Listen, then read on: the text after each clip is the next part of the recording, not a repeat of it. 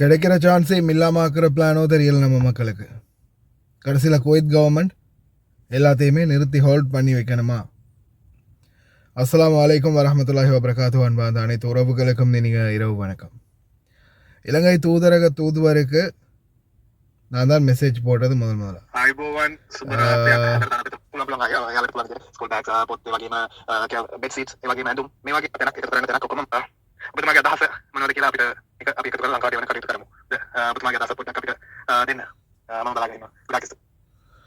இந்த தகவலை வந்து நான் கொடுக்குறேன். எத்தனை மணிக்கு? திங்கக்கிழமை சரியா 1:49. சாரி, இந்த மெசேஜ் வந்து நான் கிட்டத்தட்ட ஒரு நிமிஷமும் 50 செகண்ட் மெசேஜ் போட்டிருக்கிறேன். இரவு 10:57. அந்த மெசேஜுக்கு இலங்கை தூதுவர் ரிப்ளை தாரார் இப்போ காலையில் சரியாக 5 AM, சரியா விடிய காலையில்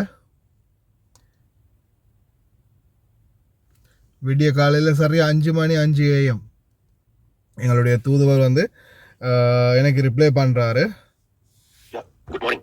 හොඳයි වගේ අදහසක් හොඳයි. අපි මේ කතා කරලා දවල් වලට කොහොමද කියලා අපි එකට පිළිතුරක් ඔයාලට අරන් දෙන්නම්කෝ. தானே பெத்துமா வந்து எனக்கு எங்களோட அம்பாசிடர் வந்து அதுக்கப்புறமா இதோ உங்களுக்கு பப்ளிக் ஆகின போஸ்ட் முதல்ல எனக்கு தான் ஷேர் ஆகினது. அப்போது அதை வந்து எனக்கு ஷேர் பண்ணியிருந்தார். இந்த மாதிரி நாங்கள் போஸ்ட் ஒன்று ரெடி பண்ணி போட்டுக்கிறோம், இதை ஷேர் பண்ணுவோம் எல்லோரும் சேர்ந்து அப்படின்னு.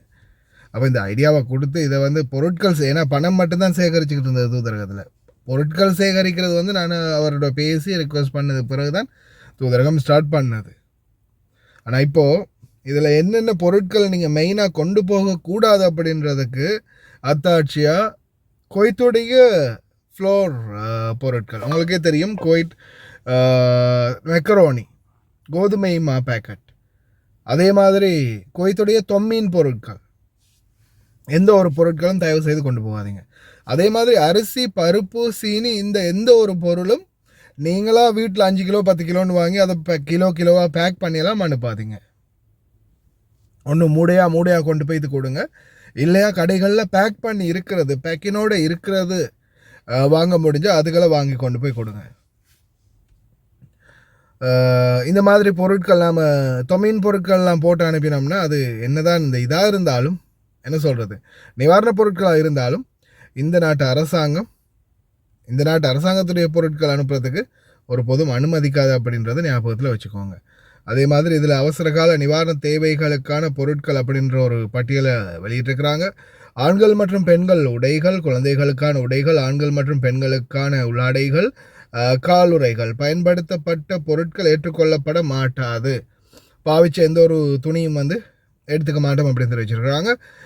படுக்கும் மெத்தைகள், மடிக்கக்கூடியது, படுக்கை விரிப்புகள் மற்றும் தலையணை, பயன்படுத்தப்பட்ட பொருட்கள் ஏற்றுக்கொள்ளப்பட மாட்டாது.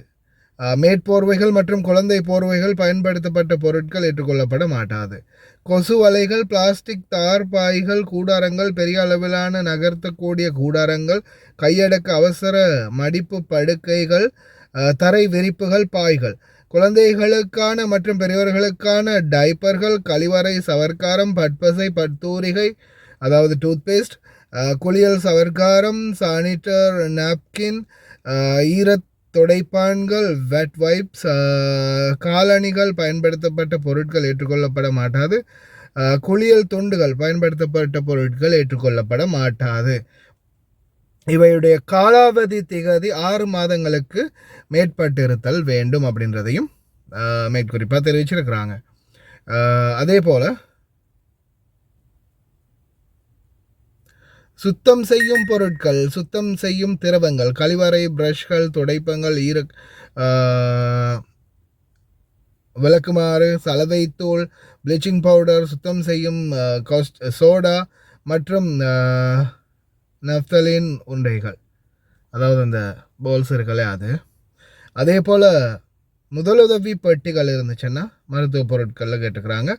உலர் உணவுப் பொருட்கள் பருப்பு, சோயா மீட், டின் மீன், அரிசி, பிஸ்கட் வகைகள், நூடுல்ஸ், சீனி, உப்பு, குழந்தைகளுக்கான உணவுகள், குழந்தைகளுக்கான பால் வகைகள், மசாலா பொருட்கள்.